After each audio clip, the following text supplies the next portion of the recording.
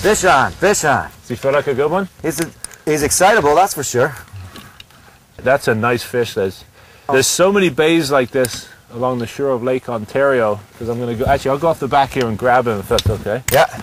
And we're just slow rolling spinnerbaits down the edge of these weed lines here. I'm going to try and grab him behind that. He's not quite ready yet.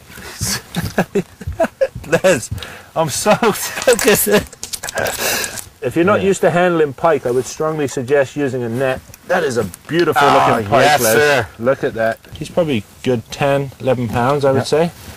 People seem to think that on Lake Ontario the fish they're rotten or they're, you know, scabby looking nasty things, but you can see these are perfectly healthy fish. Look at the back on that fish. That's a fantastic specimen. Good job, man. Yeah, fantastic. Let's get her back in the water here.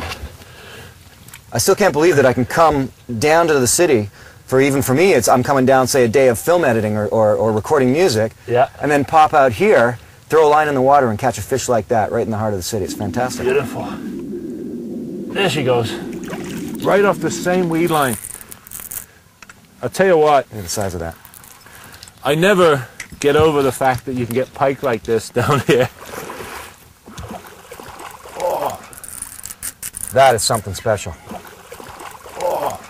As soon as you're finished at the edit suite, we'll be out here fishing for pike. That's right. How do I explain that? Well, I'm going down to the city fishing. Yeah, that's right. Yeah, it's a trophy pike. Look at the size of the mouth on that thing. That's two within what, 5 minutes of each other? And both over 10 pounds. Yeah. Well over 10 pounds. That's good fishing. So, yeah. He's hooked pretty deep. He's going to jump. Look at that. Oh, you gotta like nice. That. And to think that I can come right down here, you know, in between editing sessions and recording sessions.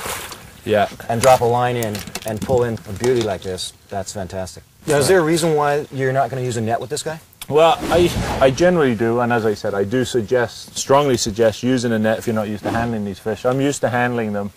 I find that if you can get away with it, and as I said, if you're used to handling the fish, it can prevent damage to the fish as far as putting them in the net or in the cradle.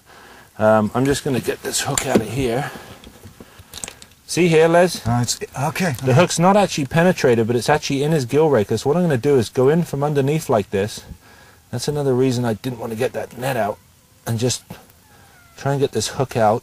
It's actually in the gill raker. So what I'm going to get you to do, Les, in that hatch there, there's some cutters. Perfect.